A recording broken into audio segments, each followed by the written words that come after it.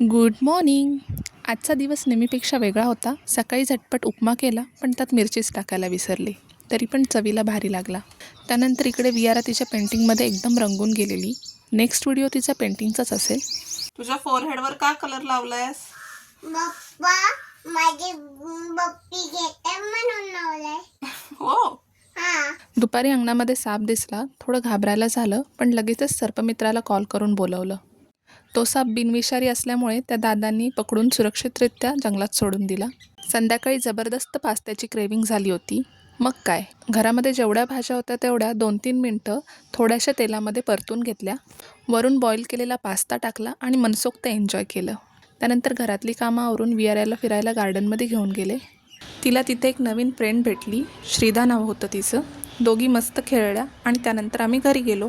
पुन्हा भेटूया एका नवीन व्हिडिओमध्ये. तोपर्यंत खुश राहा, आनंदी राहा.